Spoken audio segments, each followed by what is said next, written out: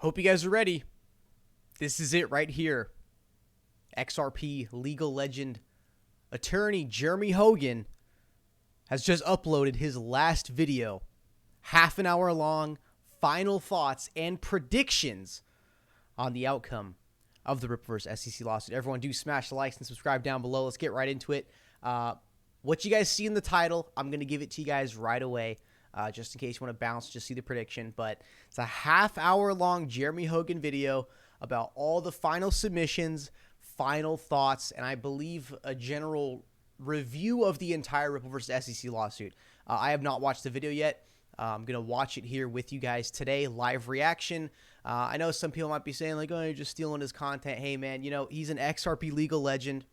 Has been like the lifeblood of morale and support in the XRP community when it came to the dark days of the lawsuit. And I just want to watch his last video with you guys.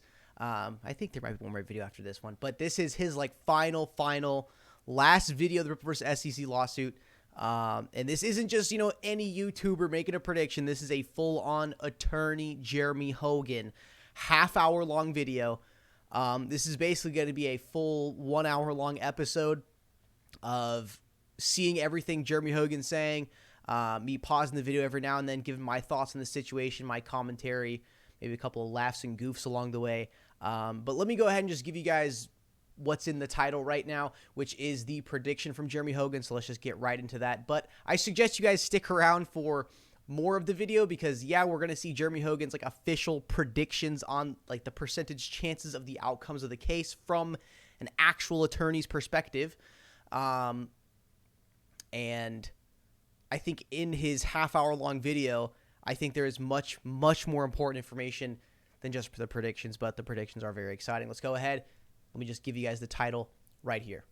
So, in conclusion, the Legal Brief's official lawsuit prediction is a 50.12% chance of a Ripple win, a 29.88% chance the SEC wins with a possible Ripple loss but win in there, a 19.11% chance of a draw this round with a trial in 2023, and a 5 to 7% chance of something unexpected. There you guys go. There's the predictions.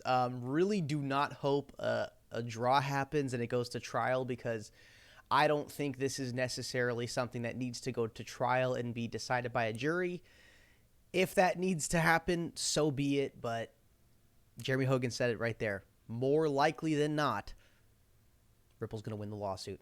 All right, guys, let's get started. Get the live reaction on the last Jeremy Hogan video. I know I can already see the comments right now. People are like, oh, you're stealing content, man. I can just go watch the video myself. Well, yeah, I understand. But, dude, this is last video on a live reaction with you guys. And, by the way, you do need to check out his intro here. It's 1 minute long. Copyright music like crazy, but it is such an epic intro. I cannot show it to you guys, but make sure later on your own time, do watch that intro. Very high production value, funny 1 minute intro about the whole, you know, lifeblood of the Legal Briefs channel, which was the Ripple vs. SEC initial lawsuit. All right, let's get right into it. Yes, welcome to the La Grande Finale of Legal Briefs. It is with great sadness that I announce this will be the last Legal Briefs video, but it's going to be the best. Kind of like Jay-Z's Kind of have a feeling it's not going to be the last one. Black Album. And it's the last video because the parties have filed their last substantive briefs in the Ripple vs. SEC case. So there's not going to be much more to talk about, just a waiting game from this point. So yes, this is goodbye, but not before we go out with a bang, because I'm going to be doing something today that I have never done before, and that is give you my predictions for what the outcome of the case is going to be. And remember, I am never wrong. And the reason I'm never wrong is that I always hedge my bets, and therefore my predictions will be based on the likelihood of outcomes, because there are a couple of possible outcomes here, and I will lay it all out for you in the next 10 to 15 minutes. Man, I am seriously going to miss this guy when the Ripple vs. SEC lawsuit is over. Honestly, hopefully some other BS lawsuit comes our way that's less important just to get some more coverage from this guy. Been such a fundamental kind of carrying the morale of the XRP community. And by the way, I am really freaking jealous of that sub button right there. Now, last week, the parties filed their replies to the replies of the motions for summary judgment, and that means the case is now officially in front of Judge Torres. She could render an opinion tomorrow if she Beginning of the end, Ripple said it themselves. wanted. She won't, but she could in theory. More on timelines later. First, let's take a quick look at the SEC's final brief. At this point, there's nothing really new that's being brought up. We are now arguing over fine points of fact or law, so I won't go into too much detail about either brief. This video is going to be about outcomes. Let me say this first off about the SEC brief. It's much better than the first two. The first two were not impressive, but this work was much better, and I thought it did a good job of at least giving the judge a coherent framework for its position that XRP was sold as a security. And here it is in the SEC's brief, a nice summary paragraph of the SEC's position. Quote, here the court should analyze all of the undisputed facts and circumstances. This includes defendants' statements and actions, the economic reality of XRP and Ripple's financial motivations, and contractual terms for XRP sales, if any, such as pricing, discounts, indicating an investment intent. These undisputed facts show that investors paid money for XRP, and Ripple stated it would use those funds to promote and try to find use and value for XRP. Ripple stated it would use those funds to promote and try to find use and value for XRP. That's kind of more of an insinuated thing, not a explicitly stated Ripple announcement. Hey guys, buy XRP. We're going to grow this platform. Like, that's not Ripple stated. No, that's kind of more of an assumption by the participants in the XRP token ecosystem. Ripple also told investors that if it was successful, demand for XRP would increase, permitting Ripple and investors to profit. Well, yeah, like, no shit. If anything becomes successful, like, the demand for it's going to increase. I mean, obviously, it's not like a special Ripple XRP scenario here. This is what's good about the Jeremy Hogan videos, because those big, 65-page briefs come out, and I don't even know where to start, and I don't even know if I should read the whole thing or read certain sections. That's what I like about Jeremy Hogan's videos, is he really kind of just takes all the little snippets that are important and not the repeating constant facts we already know and things like that. But yeah, SEC there for the final submission here, it seems like somebody a little bit more intelligent wrote this brief, because I'm not saying this is a smart summary that the SEC wrote here, but it seems like they're trying to be a little bit more clear and concise, since their argument has been constantly flip-flopping. But it's like, really, Ripple told investors that if it was successful, demand for XRP would increase. Nah, you don't buy XRP, Ripple sends you a letter, hey, if it were successful, demand's going to increase. I mean, that's kind of an unspoken rule. Like, unspoken knowledge, essentially. XRP investors, including institutional ones, paid over $2 billion for XRP because they reasonably expected Ripple and its principal decision makers, who had a giant pile of XRP, who were very long XRP, to honor the promises they had made and to do what they were financially compelled to do. Promises? I don't see this SEC argument. They did definitely kind of, I don't know how to say it. Like, they definitely did beef this one up for sure, trying to make it as a most compelling argument as possible. But not gonna lie, they're doing better than before. But there's still so many holes in this argument here. Use XRP sales proceeds to fund extensive efforts to increase XRP's value, close quote. That's a good summary paragraph. I don't like the syntax, but I also thought the SEC made some good use of the cases that it had prosecuted successfully previously by using the Telegram and library cases, and of course the Kick Interactive case. Which, like, all of those, the problem with those is those were all like ICO. To my knowledge, Kick, library, and Telegram, those were all ICO. XRP was not ICO. Persuasive authority. The Kick case being most problematic for Ripple, since it was decided in the very same court as Judge Torres is in, which is the Southern District of New York. Oh, remember, shit. the SEC for the last 4 to 5 years has been using a common long-term litigation approach, as we discussed a year and a half ago, and I used my lion analogy. So think of the SEC in 2017-19 like a young lion. Does he attack the largest bull? No. he goes for the young and weak at first. And then when he gets bigger and stronger and more confident, he goes for the bigger bulls. That is exactly what the SEC was doing. It was preying on the weak. And now that it's been eating for 3 years, it was ready for the bull. Yeah, exactly. They're bullying those little, small, tiny companies, and they wanted to go after the big dog, fintech, backed by banks, and RippleNet Steering Committee, Bank of America, Mitsubishi Bank of Tokyo. I get what he's saying there. God, I was so young when this started, and calm. So yes, the young SEC lion went on the attack, but I'm happy to report it did not find an easy meal because Ripple put up a fight like I've never seen before. I was impressed, and I'm not easily impressed. Which brings us to Ripple's final brief, and it really doesn't let its foot off the gas on any single legal issue here. First, that the SEC hasn't proven that all alleged sales of XRP involved money. Second, that XRP was not sold as an investment contract. Third, that there was no common enterprise. And fourth, that XRP purchasers did not rely on Ripple to increase XRP's price. And those are just the main issues it addresses. It's really a big brief. And Ripple also has a nice summary paragraph, and here it is in its brief on the bottom of page 4. Quote, in short, the SEC is asking the court to rewrite the statutes that define its authority.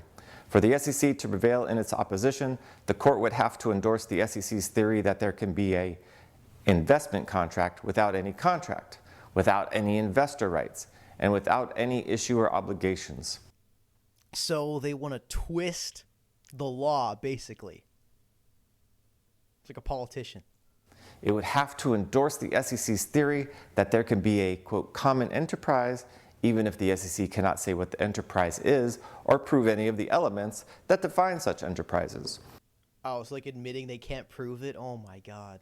And it would have to endorse the SEC's theory that purchasers could reasonably have expected profits from Ripple's efforts, even though Ripple never promised to make any efforts. Wait, didn't they just say that they couldn't, or didn't they just say that Ripple stated that they were going to make efforts?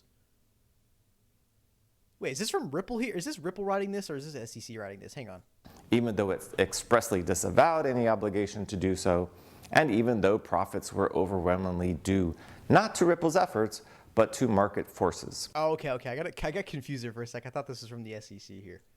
The court would also have to conclude that all the amici that have expressly said they did not join a common enterprise or expect profits from Ripple's efforts are wrong about their own beliefs and actions, close quote. And that is a very nice summary of Ripple's position. And now that it is all on the table, and I've spent a lot of time thinking about the arguments and the cases, I am now proud to present the legal briefs, Ripple versus SEC case predictions. Now, I've read every pleading in this case. I've listened to every single hearing. I've researched every issue. I've read other opinions from Judge Torres just to see how she approaches making a decision. I've even conferred with retired federal judges about it. Boy, they hated me. And here is what I think. Here we go.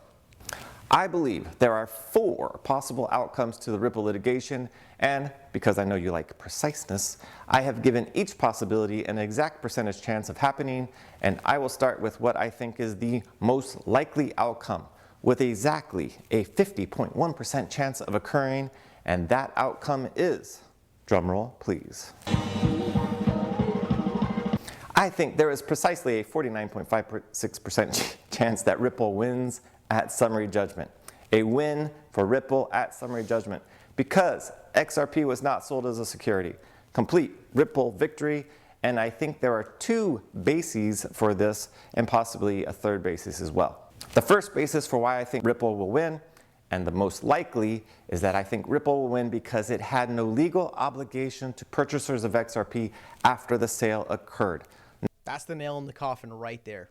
No post-sale obligations. In other words, there can be no investment contract without an investment contract. Now, I want you to know that I've spoken with other lawyers who believe that Ripple may win on this issue on an appeal, but not at the trial court level because it's such a drastic ruling that it kind of smells like it's more appropriate for an appellate court to find this and not a lowly level trial judge. But like I've said, I've read other opinions from Judge Torres, and I think she is exactly the type of judge that would make a brave ruling such as this one.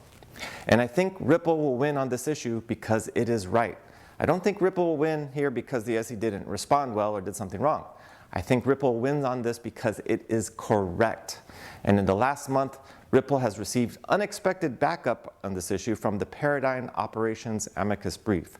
Paradigm is an investment company, but in its brief, it cites to the work of one of its law firms, which actually did something quite amazing. It must have taken a year or two for them to do it, but they reviewed 266 legal decisions related to securities violations, and in their brief on page 2, it states, quote, "A comprehensive analysis of federal and appellate law reveals that no authority exists to support the SEC's attempt to transmute the Howey analysis of an investment contract transaction into a conclusion about the underlying asset.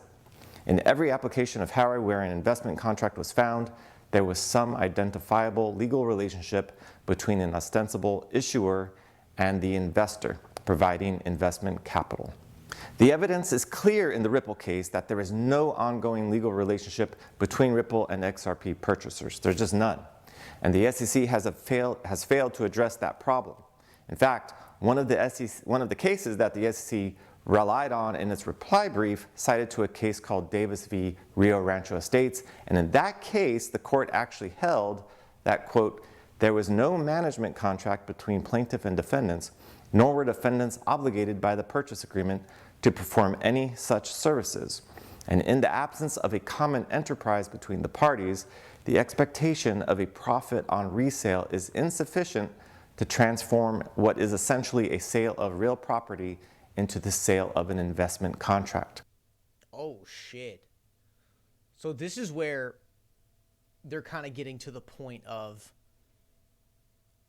like, on the technicality, right? Because the SEC wants to claim, okay, security. How's it a security? Was created before Ripple, the company. And now this, God, I'm drawing a blank here, but the investment firm he just said that filed an amicus brief for Ripple, their legal team, researched 260 plus like securities lawsuits, and they're finding that if there's no legitimate contract legally promising anything, you kind of have an absence of a common enterprise between them, right? That is really good to hear. But again, different judge. This is Judge Torres. Things could be different, but I'm liking the way this is going for sure. Close quote. So what that tells us is if the Howey company today was to sell the exact same orange groves that it did back in the 30s without any post-sale obligations to the purchasers, Howey would have won that case. In fact, Howey probably wouldn't have even been sued in the first place. And there's no legal distinction between that situation and the situation between Ripple and the people who bought XRP on Coinbase, for example. There's just no difference. It's basic statutory construction. The law requires an investment contract, not a sales contract. And that's exactly what we have here. We have Ripple selling XRP, not making any legal promises to do anything further. Just here, I'm selling it to you, I'm taking your money, and that's that. This is where they're getting them. It's a sales contract. It's a sale, not a investment contract.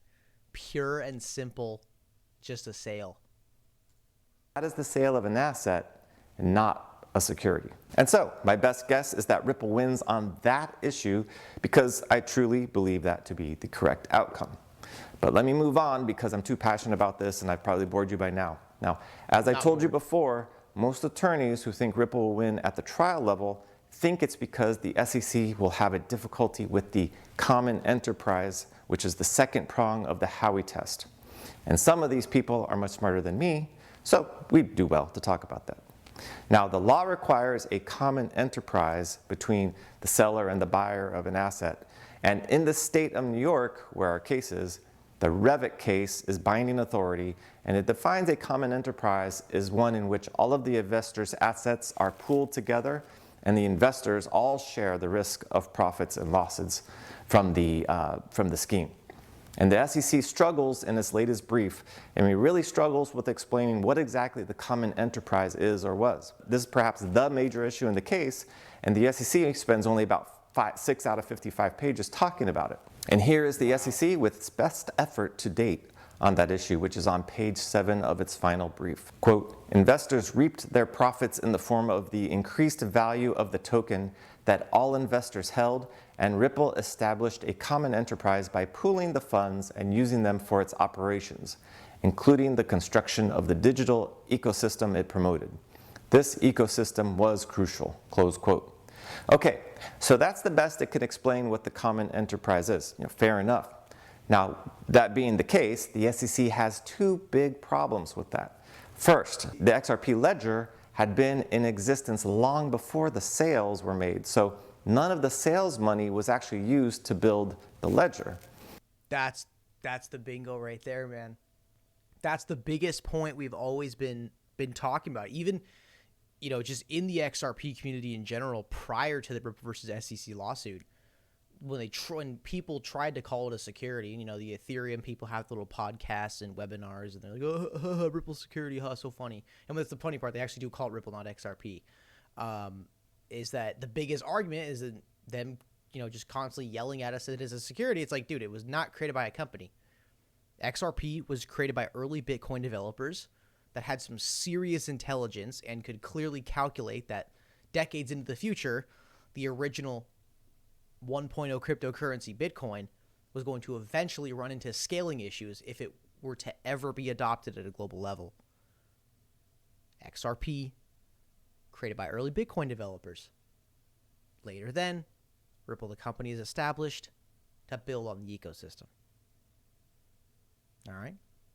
So why is Bitcoin not getting any subpoenas or a lawsuit? Because it's anonymous. No company there yet.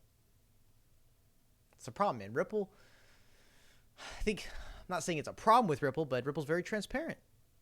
They're very transparent. They got a CEO, name, face, whole team, executives. Got people right there you can hand subpoenas to. Bitcoin, none of that. They can't do it. That's why you see, Gary Gensler from the SEC tweeting out recently like some celebration of like some Bitcoin anniversary. And then I can't remember if it was Jeremy Hogan or John Deaton. I think it was John Deaton, but he said, like, hey, yeah, don't pretend like if Bitcoin didn't have some sort of company behind it or a name and a face behind it, you wouldn't be handing them subpoenas as fast as possible. That's the thing, Bitcoin and Ethereum. Bitcoin and Ethereum. Even though Ethereum has a face behind it, they're playing favorites because, as politicians usually do, get their pockets stuffed at every corner they can. All right, let's keep going. And that is a problem with the common enterprise theory. But putting that aside, and second, if you are going to hang your whole case on the appreciation or depreciation in the token value, which is kind of required by the Revec case and those lines of cases, you better be able to prove that the token value is tied to Ripple's efforts. Otherwise, you have no common enterprise. And you also don't have another prong of the test, a reasonable expectation of profits. Now, actually, at this point, the SEC has to not only prove it was a reasonable expectation, but you actually have to prove it happened, because otherwise there'd be no actual common enterprise. I mean, how many times has amazing news come out from Ripple and the XRP price doesn't even move? And it's like the SEC wants to come at us or come at Ripple, XRP community, us. I mean, yeah, they did, bring us down from 70 cents to 17 cents. Thank you. But they're bringing, because their argument is so weak and so flawed and constant backtracking.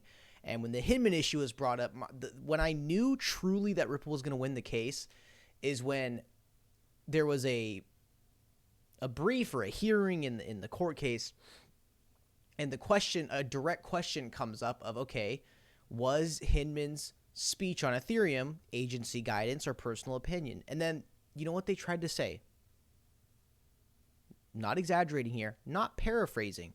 The SEC said, oh, we think it was some sort of a twilight zone in the middle of both personal opinion and agency guidance.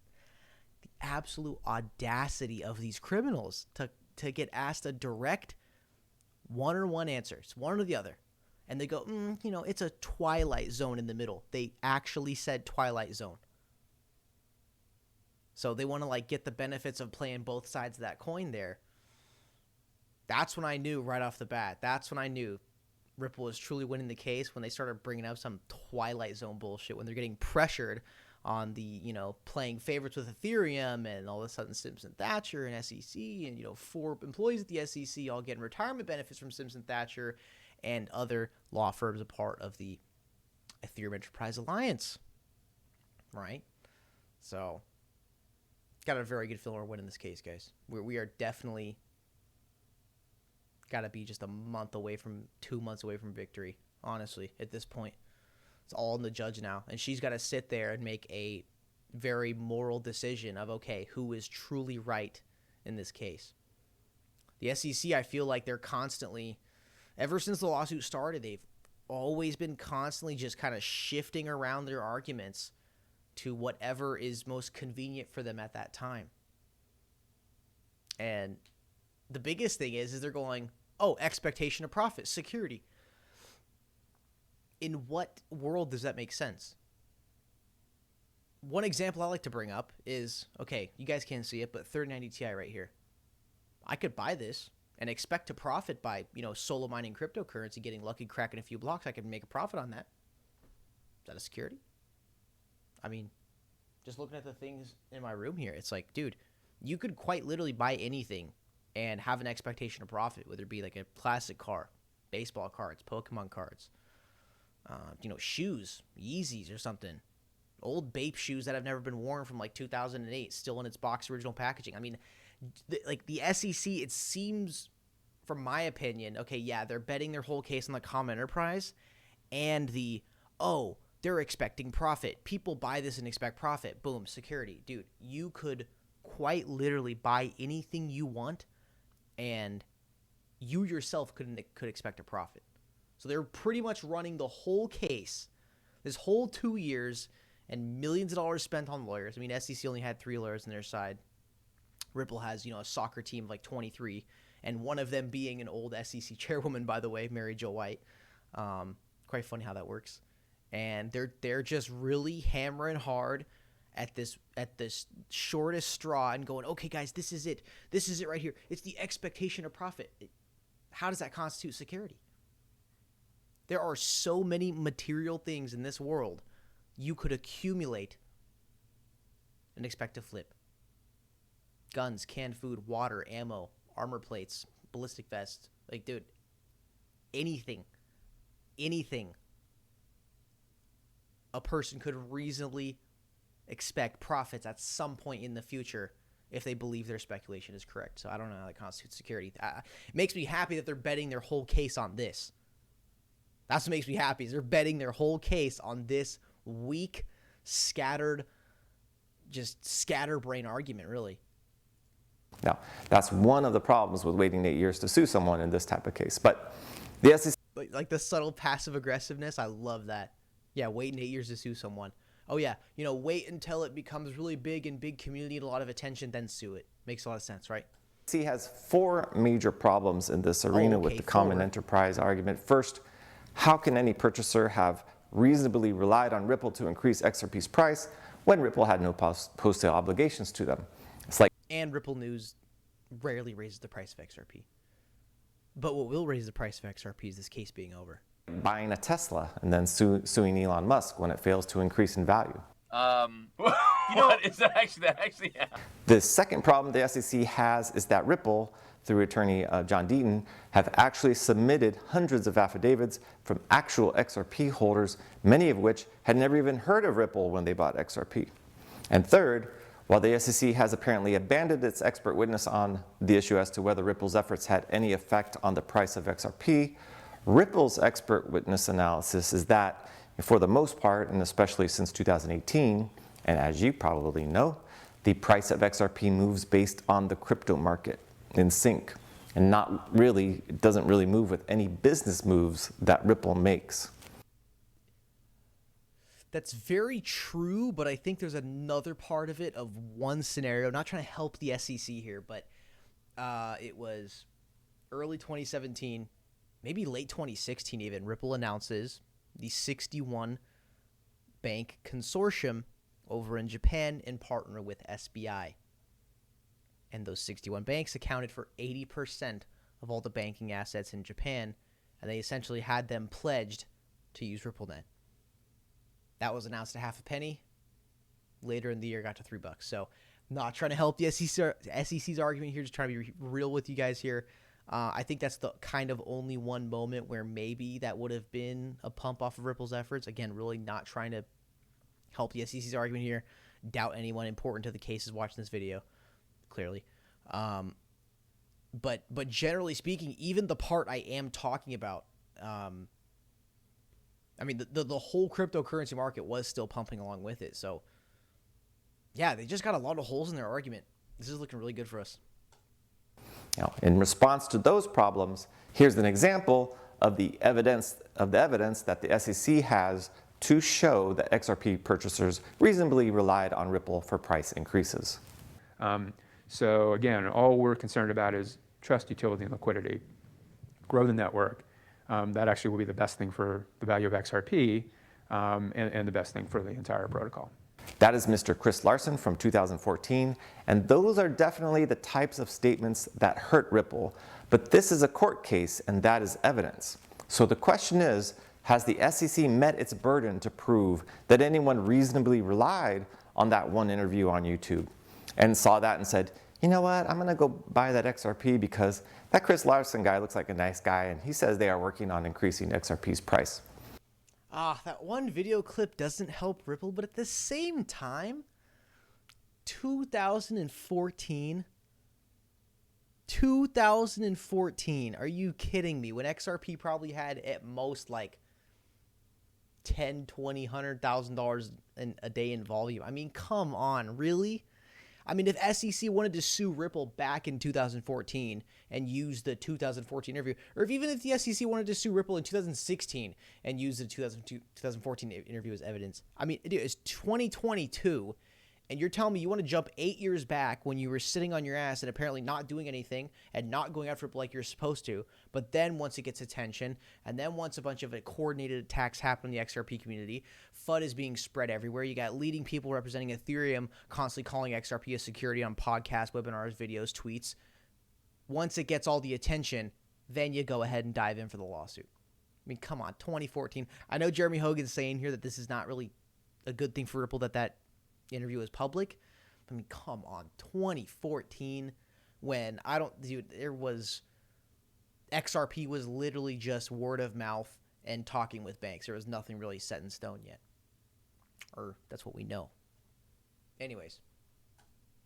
I mean, the SEC has to kind of tie those loose ends together with proof, with evidence. And I just don't see the evidence that it has. I don't even think there's any evidence that any XRP purchaser even watched that video.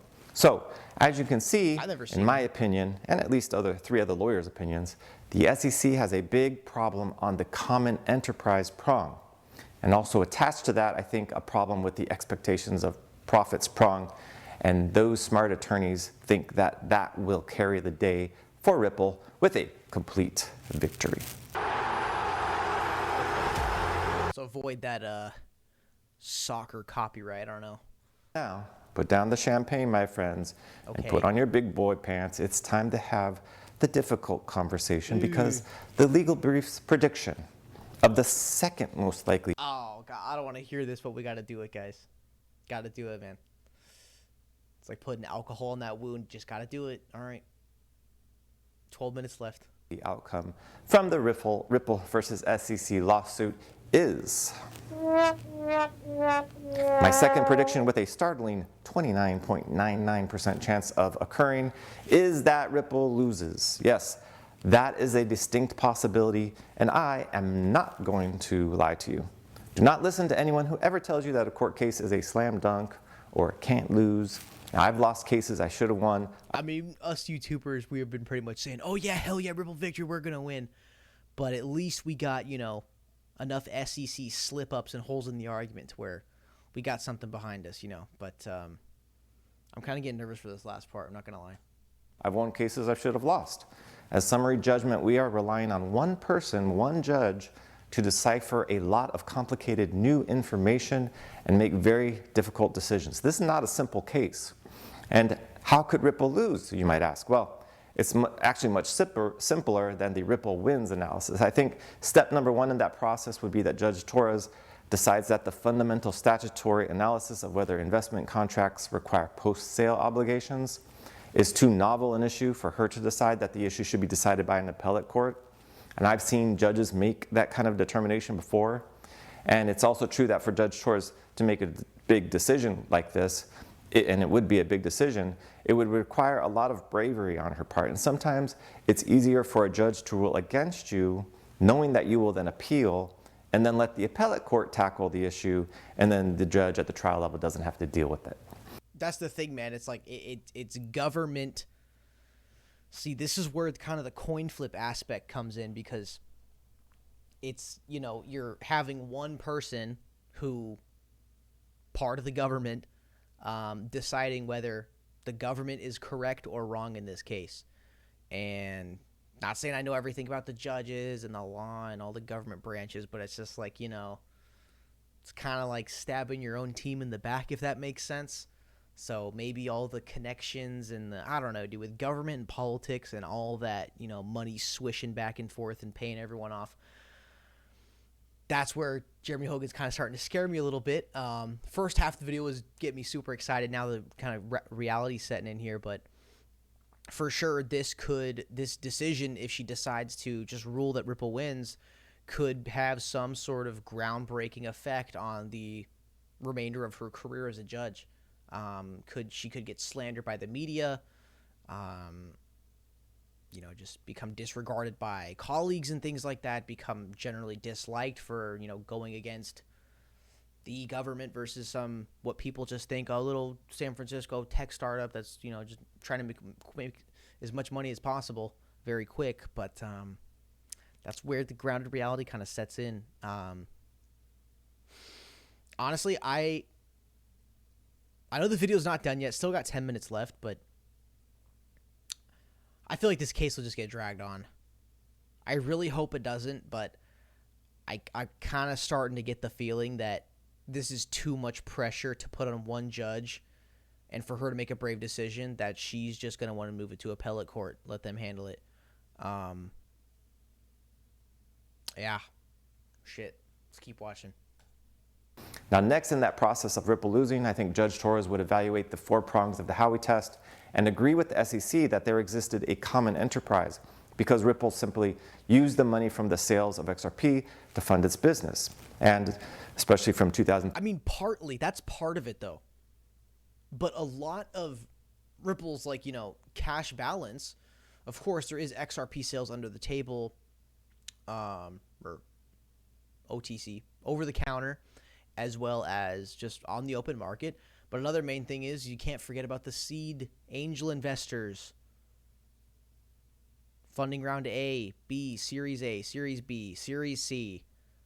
I mean, they got gigantic freaking banks on their steering committee to drive the company forward. They got former, you know, 43rd Treasurer of the United States, Rosie Rios, whose name is on the $20 and $100 bill. I mean, pull out a 20 or 100 right now. Look at the bottom left corner.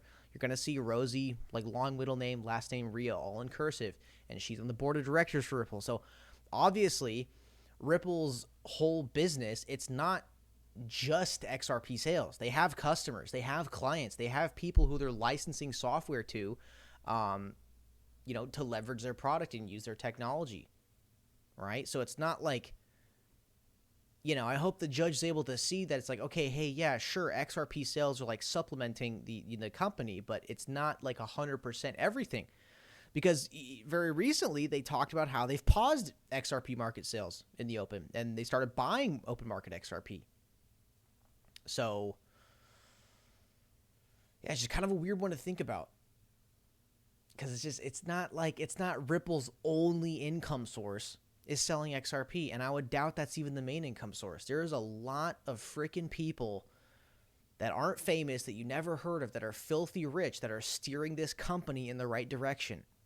All those closed door conversations. I mean, if we could be a fly on the wall during some of those conversations that happen between the gigantic banking partners, central bank partners building CBDC on the XRP ledger. I mean, dude, it's not just XRP sales funding their whole mission. They've got a lot of investors and a lot of people and a lot of customers, you know, licensing the product, right? Licensing the software that they built, the RippleNet and, you know, Ripple Liquidity Hub. So I really hope this judge doesn't succumb to the peer pressure and just do what she thinks is going to make her look best in her, little government political,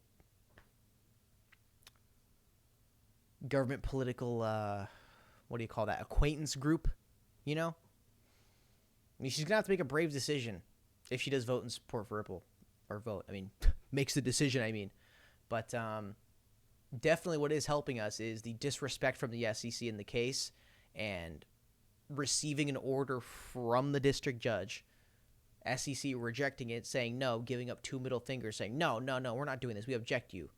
And she overturns it and says, I demand you to turn it over. I mean, it's not the worst thing in the world that the SEC has been very disrespectful, been acting out of line, contacting Ripple's overseas partners that have nothing to do with the United States.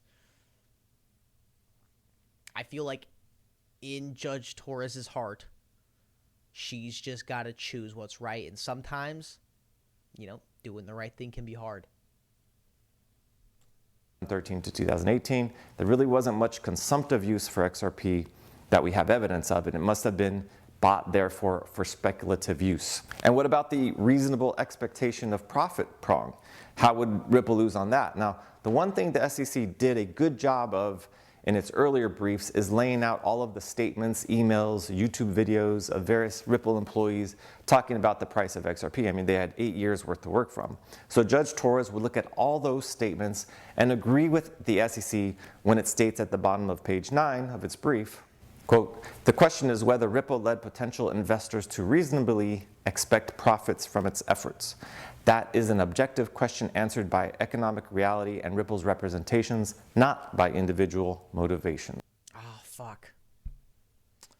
Fuck, see? Yeah, that's the thing. Ripple trying to be a good actor, be transparent, be vocal to the public about their true intentions and motivations and goals and the progress on those goals, and now they're sifting through 8 years of that shit, and then now they're just going to use it as ammunition against them. And why did this just go to a suicide prevention hotline? Oh my God, where were we? Before you pick up the phone for the suicide prevention service, let me explain one more thing here. Didn't that suicide prevention number change, by the way? Anyone? Isn't it like 919? I just know there's on TikTok, there's some new big, new 3-digit number for that. Anyways. Say there is a 30.1%. I don't care how low XRP goes. Don't need to call that number. I'm good. Chance of Ripple losing, that includes a loss that is not really a loss. And what do I mean by that? So Brad Garlinghouse recently said that Ripple, I think, has $1 billion in the bank, $1 billion with a B, and a ton of XRP in escrow, of course. In other words, it can lose, be ordered to pay a crypto record disgorgement and fine, and it could stroke a very large check and probably continue on its business. So then the question becomes, well, exactly how much would a likely loss cost Ripple? Would it put them out of business? Well, it depends. Here's a chart from the SEC's initial complaint, which shows how much Ripple is alleged to have sold illegally. There, as you can see, from 2013 through the third quarter of 2020, the SEC alleges that Ripple sold $1,388 million worth of XRP. So those are the possible damages, plus a fine, of course. So by these numbers, what I'm suggesting is that even if Ripple were to lose 100%, it might be able to weather that storm financially and survive. And if, for example, the judge decides that only sales of XRP up through 2018, when the on-demand liquidity use case came into being, if only those were illegal sales, then the disgorgement amount becomes almost half of that. And surely Ripple... Just, this illegal sale bullshit is really starting to piss me off. Because you know what? They narrowed down and they're attacking XRP specifically. What about Solana, Cardano the ICO, Ethereum the ICO? I mean, what the fuck? It's like what? So only Ripple sold illegally? What? So Ethereum Consensus is not, selling Ethereum illegally? And I know Vitalik Buterin, he dumped a load of Ethereum at 4K per coin. It's like, this is such bullshit. It's like, I don't mean to, be all whiny and complainy and I'm in my feelings, but dude, it's not fair. That is literal just, that's foul play. That's foul play, man. You're gonna go after one like that, you better go after all of them then, because, oh what, so only Ripple illegally sold XRP? I mean, how is Ethereum consensus different from Ripple XRP? Ethereum created first by not a company. XRP created first by not a company. Years later, Ripple becomes the company that is the main driver of the ecosystem. Years later, after Ethereum, Consensus becomes the driving factor company of the ecosystem. Doesn't own the ecosystem, but is a driving factor and a big participant. So how come Consensus hasn't illegally sold Ethereum? It's fucking bullshit, dude. If we do end up losing this case, yeah. I mean, I'm not trying to be a Debbie Downer, like, oh, we're going to lose it now. But, I mean, really got to consider what Jeremy Hogan's saying here. I mean, take all the YouTuber, like, including me, like, hype and stuff like that. It's like, got to consider the other side. But it's just shit, man. Yeah, it's that's the problem is they went after Ripple specifically. Ripple was attacked for years. I believe the lawsuit was coordinated and planned because it was initiated on the last hours of Jay Clayton in office. Not last days, weeks, months, last hours of Jay Clayton's time in office. He initiated the lawsuit. Almost if he really, owed a favor to a certain someone, group of people, or entity, and they wanted to get that last little squeeze out of that lemon while he was in office to really get what they want. And at the end of the day, there are powers that be out there that want to bring down Ripple XRP. That's the truth. XRP is a threat to Ethereum. XRP is a threat to Bitcoin.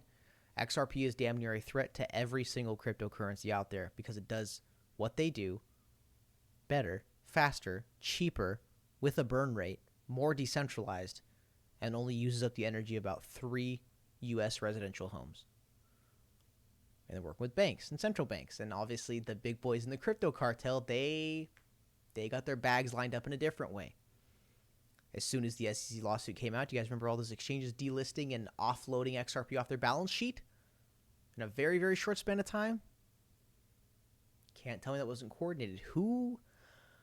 I'm getting fucking pissed off, dude. Who remembers CoinMarketCap? XRP got very, very close. Very close to Bitcoin market cap. It almost fucking flipped that piece of shit. What did CoinMarketCap do?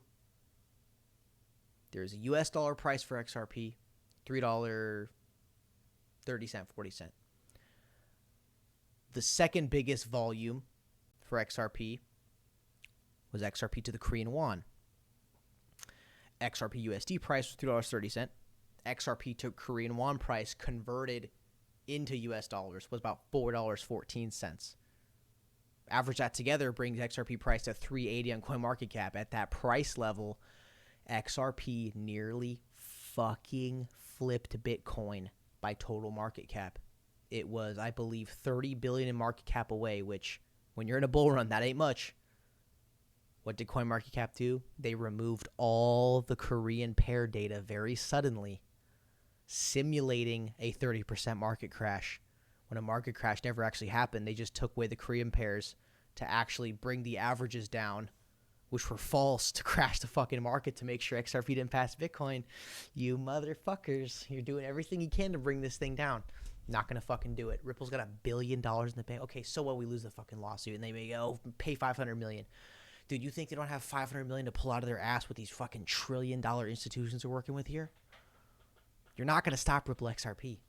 It's so blatantly obvious. The corruption is so blatantly obvious that you're playing favorites here and you're specifically going after one company, one ecosystem, and you're letting all the others get a free pass. Not you guys watching the video, but you fuckers out there. I know what you guys are doing, man. I've seen it. People could weather that loss intact. So I'm including as a loss those situations where Judge Torres splits the baby and decides that early sales of XRP were sales of securities, but at some point the sales lost that designation and became non-security sales. This is a result that I used to think would happen, and I think Attorney John Deaton was also in favor of it, but recently I've begun to see it as less likely. Why is that? Mainly because Judge Torres has to make a reasoned decision. She has to write out her opinion, and she has been handed a mess. Certain sales of Ripple were made to institutional sales, some were made in the open market, some sales were sequestered from Ripple's general funds and separate accounts, some were not. Some sales were made to U.S. citizens, many were made to non-U.S. citizens, and those with no investment contract or post-sale obligation. sales don't count under U.S. federal law. I mean, in order to split the baby, you have to come up with a logical place to cut, and no judge could figure this one out. She would have to make That's damn straight right there. Make an initial ruling and then rely on the parties to tell her what amounts are what. It's a very difficult situation. But anyway, that's too much detail. Let's move on from talking about a Ripple loss to our third possibility for the outcome of the Ripple case. Okay, good. Talking about the loss part got me in a super kind of weird bad mood, man. That first half of the video was banger on spot. We're looking good. SEC's bad argument. Then the next spot is like, oh, it's a tough decision. And, you know, Ripple, they did find this one video from 2014 saying they're going to raise the value of XRP. Now let's get to the next decision or next potential outcome. Roll, please. The final possible outcome, which gets exactly a 19.14159% chance of The draw occurring, and go to trial. is a surprise ruling which does not provide us an immediate winner. Say what? Yes, Stewie, I am talking about a decision that does not end the case. As we have talked about possible outcomes of the case, has anyone here been thinking, well, what about the fair notice defense? What about the Hinman emails?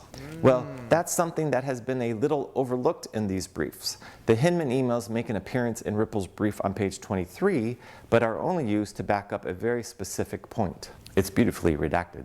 I said before that I think the emails only go to buttress Ripple's fair notice defense. I didn't really think they were going to be relevant to the Section 5 violation. So even though it's redacted and I don't know what it says, my instinct is that Ripple forced a reference to the emails here because it kind of wanted to get in the juicy bad stuff in them in front of the judge in these briefs. And since it's not arguing the fair notice defense in this brief, this was the only way.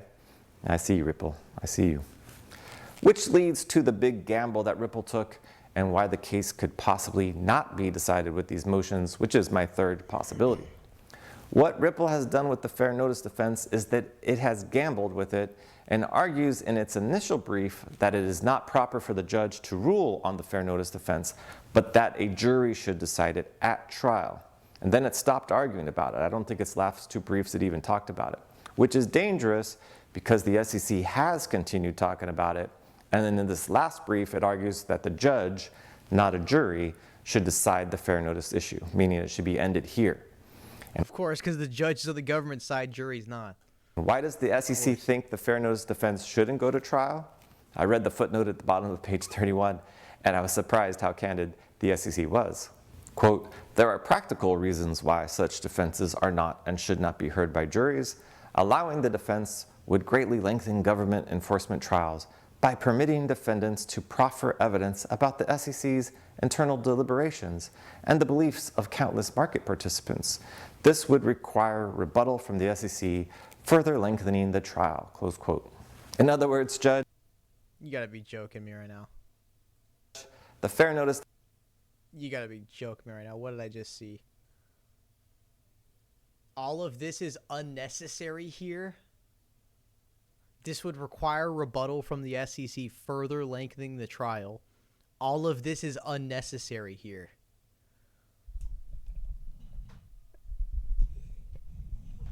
We didn't fucking ask for the lawsuit, idiots.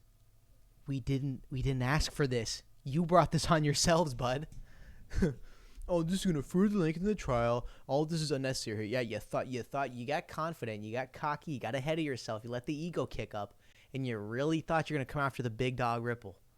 And it's going on a little bit longer than 3 months and getting a quick 50 mil out of them. Yeah. It's like they're coming. It's like punching some kid in the face and complaining that your hand hurts. Like, dude, you didn't ask for it. Or maybe he was talking shit. I don't know. But this would require rebuttal from the SEC, further lengthening the trial. All of this is unnecessary. Yeah, you and your attacks are unnecessary, my guy. further lengthening the trial, close quote. In other words, Judge, the fair notice defense shouldn't be tried to a jury because Ripple would be able to offer evidence about what we, the XEC, actually did or didn't do, and we'd have to defend ourselves. You can't let that happen. That made me both laugh and cry at the same time.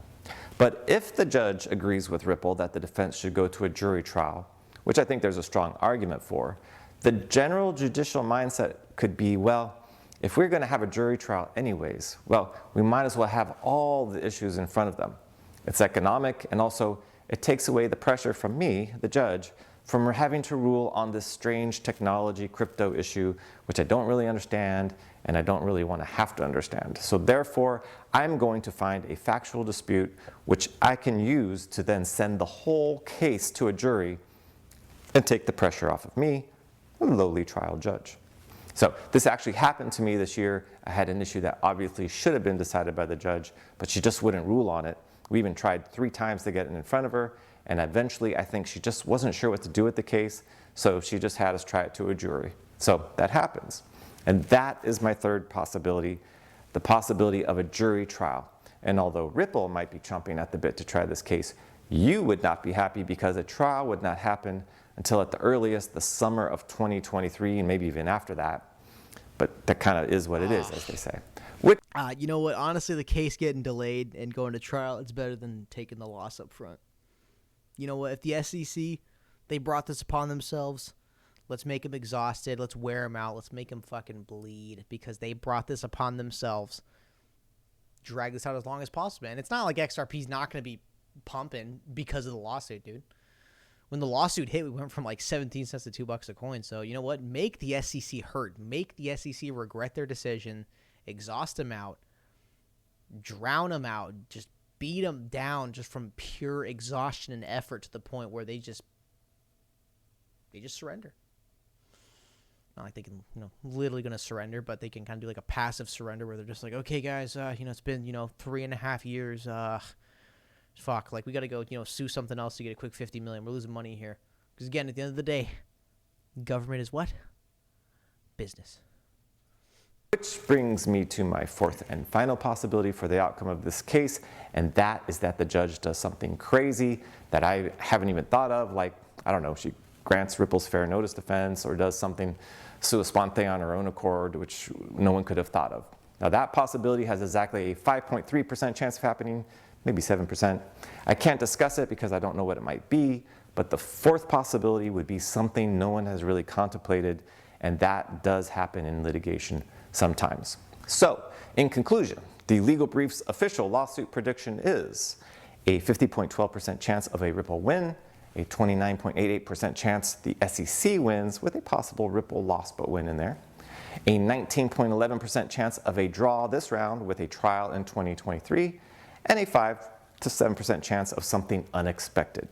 In other words, there's a 110.6% chance of something happening shortly. And finally, when will we know the outcome of the case? My friend, attorney James Filan, says it will happen on or before March 30. Is it Filan? I keep saying Filan. 2023, and if that's what he says, that is what it is. It's like a proclamation from a legal god. And that's it. Now, my friends, it's time to say goodbye. If you don't like sappy stuff, close your eyes. Life is kind of funny in hindsight. Little did I know reading the lawsuit back in December of 2020 that it would change my life. Through these videos, I've learned a new area of law, made new and good friends, and enjoyed myself immensely. And I want to thank all of you for watching. Really, truly, thank you very much. And more importantly for me, I want to say thank you to my kids for putting up with all this nonsense. They essentially lost their dad and mom, on the weekends, Saturdays, Sunday nights, while we were doing this stupid legal brief stuff. I just want my girls to know that I felt like people were relying on their mom and dad to keep them up to date, and that we saw this through to the end, and it was the right thing to do. And finally, the biggest thank you to my wife, Tin Vu, who really does most of the hard work editing and splicing together all of my mess ups. You are amazing. Thank you very much. And with that, I wish you all the best of life. Enjoy it every day. Thank you for watching Legal Briefs. Mic drop.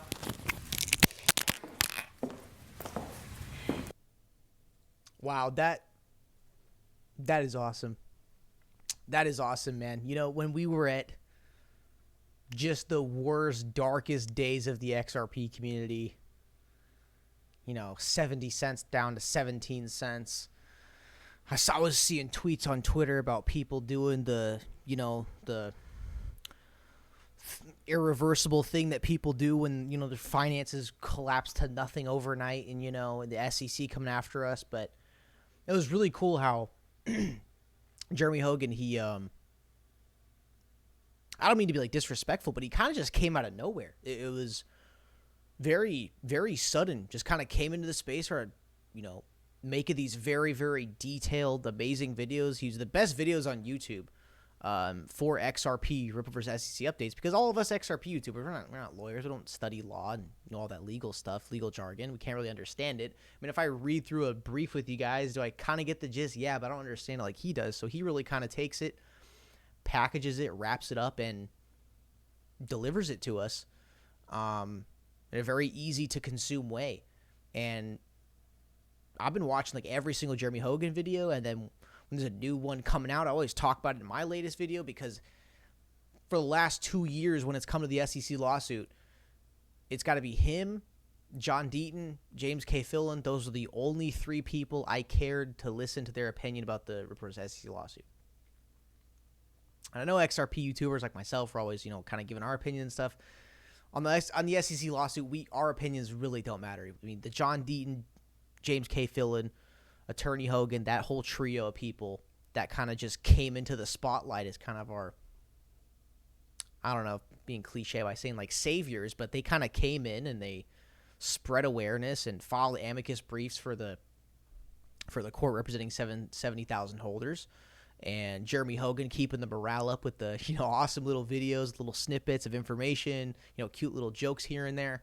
And that's kind of, honestly, I'm not going to say I'm tearing up, but that gave me kind of goosebumps, that like how much time he actually really did put into this, weekends away with the kids. Because that's precious. Time is very precious, man. I felt like, just yesterday I was like 17 years old. Now I'm just 22 all of a sudden. And man, like 5 months, I'm going to be 23. I'm almost, halfway to 30 there. So yeah, it did kind of, I'm not saying I'm, going to be crying and sobbing, but it does kind of give me goosebumps that Jeremy Hogan really took such a passion and such a motivation to kind of spread the information and kind of let us know what's going on and cut through all the legal jargon and explain what's really happening here. And the cost of that was, on weekends sometimes, hey, mom and dad, they're busy, can't go throw a ball, or can't, watch a movie or go out for ice cream or something. Time's precious. Time's precious. And I really got to say, from the bottom of my heart, like really just thank you to all the XRP legal legends, all of them. John Deaton, James K. Fillon, or now it's pronounced Fillon, I just learned, and Jeremy Hogan, that trio of 3 people, good things comes in threes. They really kind of came to the community very suddenly when this was all happening, and putting out so much content and research and thoughts and replies and tweets and information really kept us, at the end of the day, keeping our asses grounded, holding this token, which one day we know is going to end up doing something very, very amazing for wealth transformation. That's what we are believing in. And, the whole thing with the SEC and their just expectation of profit. I mean, dude, what kind of weak, sorry ass argument is that? Only buy it for expectation of profit. What? So just anything expectation profit as a security? I mean, come on. What if I want to go stack up cans of peaches or bottles of water and save them for like an apocalypse and resell them then? Like, not a security. So it's so funny how just, all this time, a decade goes by. They're doing what they're doing. They're being public. Ripple's being transparent. They're giving their honest opinions, thoughts, motivation, goals, what they're doing, how's it going. And the SEC is going to fucking bite them in the ass and go look through all this footage and get them on one little sentence someone said on some interview that got 300 views like 8 years ago. It's bullshit, man. But anyways, I really do not hope that is Jeremy Hogan's last video. I hope he gives us one more when the case is over. But yeah, Jeremy Hogan videos, they have been kind of a savior to the XRP community morale. And everyone, big thank you to Jeremy Hogan. I don't mean to rip off his content or something. That's not what I'm trying to do here. I just wanted to get kind of a live reaction with you guys on his final video of the entire case that we've been going through for 2 years now. So make sure, do go show some love to the original video, drop a like, and I am somehow not subscribed. That is really weird. I use YouTube in a different way, I guess. I don't really subscribe to people. I just kind of watch things, and the algorithm just knows what I want to see. But make sure, guys, do smash a like on that video. Go subscribe. I mean, this is going to be his last video, so why subscribe? But I don't know. I feel like there'll be one more video out of it. I mean, I feel like Jeremy Hogan hopefully chimes in a quick little update, maybe from his phone outside or something, and just like, hey, congratulations on the lawsuit win or something, or hey, it's going on to trial. But even after the versus SEC lawsuit, there'll be another lawsuit coming in. Trust me, guys. When you're changing the world, you are disrupting the entire economic ecosystem of the tangled spider web of billions and trillions of dollars moving back and forth per day. They're going to come after you. They're going to want to stop you. All right. So anyways, guys, huge thank you to Jeremy Hogan. Again, I can already see the comments here of like, oh, it's waste of time. You're just, useless. You're just watching a video and just saying stuff. But I mean, it was his last video on the entire case, the finale, grand finale. So I just want to do this for you guys. So, man, that's been like over an hour of footage. God dang. Felt like it went by in like 15 minutes. When you are really, really passionate and interested in something, dude, time goes by like that. All right, guys. Thank you for seeing the video today. Really do appreciate it. Show some love to Jeremy Hogan on his YouTube channel on this video. Smash the likes, leave a comment down below. And I'll see you guys in the next one.